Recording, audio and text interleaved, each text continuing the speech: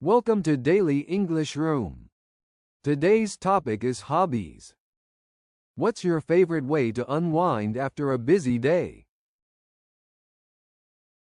After a long day of coding, I love to unwind by playing video games. It's a great way to keep my mind engaged while also relaxing. I'm particularly fond of strategy games and RPGs. They help me disconnect from work while still exercising my problem-solving skills. Have you ever tried a hobby that surprised you by how much you enjoyed it? Actually, yes. A few months ago, I joined a local photography club on a whim. I was surprised by how much I enjoyed it. As a software engineer, I'm used to working with digital technology, but there's something special about capturing moments in the real world. It's become a great way to explore my city and meet new people. If you could instantly master any hobby or skill, what would it be and why? If I could instantly master any skill, it would be playing the piano. I've always been fascinated by the complexity and beauty of classical music. As a programmer, I appreciate the logical structure of music, but I'm amazed by how it can evoke such strong emotions. Being able to create that kind of beauty would be incredible. How has your hobby influenced your personal or professional life? My newfound interest in photography has actually improved my work as a software engineer. It's taught me to pay more attention to detail and to look at problems from different angles, literally. I've even started working on an app that helps photographers track the best times and locations for shoots.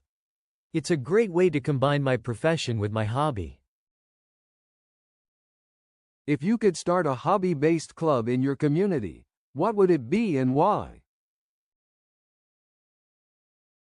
I'd love to start a coding club for kids.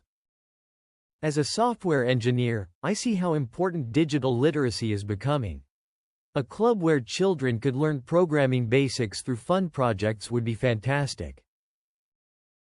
We could create simple games or animations, sparking their interest in technology early on. How do you balance your hobby with your work and other responsibilities? Balancing my photography hobby with my demanding job as a software engineer can be challenging. I've made it a habit to dedicate at least one evening a week and one weekend a month to photography outings. I also use my lunch breaks to edit photos or learn new techniques. It's all about making the most of the time I have. How has technology impacted your hobby or leisure activities? As a software engineer, I'm always looking for ways to integrate technology into my hobbies. For photography, I use AI-powered editing software to enhance my images. I've also created a custom app that helps me track golden hour times and optimal shooting locations. It's fascinating to see how my professional skills enhance my hobby. If you could combine two of your hobbies into one unique activity, what would it be? I'd love to combine my passion for coding with photography. I'm working on developing an AI-powered app that can analyze photos and suggest composition improvements in real time. It's like having a photography mentor in your pocket. This project allows me to push my coding skills while improving my photography. How has your cultural background influenced your choice of hobbies or how you pursue them? Growing up in China, I was always encouraged to pursue practical, skill-building activities. This influenced my interest in coding and technology. However, taking up photography has been a way for me to explore my creative side, which wasn't emphasized as much in my upbringing. I often find myself drawn to photographing the blend of traditional and modern elements in Chinese cities, reflecting my own journey of balancing these aspects. How has learning English influenced or changed your hobbies? Learning English has significantly expanded my coding horizons. Most programming languages and documentation are in English, so improving my skills has allowed me to access a wealth of resources and join international developer communities. It's also enabled me to contribute to open-source projects and even mentor junior developers from around the world. Additionally, my newfound interest in photography has benefited from being able to read English language tutorials and participate in global photography forums. If you could travel anywhere in the world to pursue your hobby, where would you go and why? I'd love to visit Silicon Valley in California. As a software engineer and tech enthusiast, it's like the mecca of innovation. I'd attend coding workshops, visit major tech companies, and network with other developers. For my photography hobby, the diverse landscapes of California, from urban San Francisco to Yosemite National Park, would provide incredible shooting opportunities. It would be the perfect blend of my professional interests and creative pursuits. How do you use social media platforms to enhance or share your hobby? As a software engineer with a passion for photography, I found Instagram to be an incredible platform for my hobby. I share my best shots there and use specific hashtags to connect with other tech-savvy photographers. I've even created a bot that analyzes popular photography hashtags and suggests the best times to post for maximum engagement. It's a fun way to combine my coding skills with my photography interest. I also use GitHub to share some of my photography-related coding projects, which has led to interesting collaborations with other developers who share similar interests. Have you ever made meaningful connections or friendships through social media based on your shared hobbies?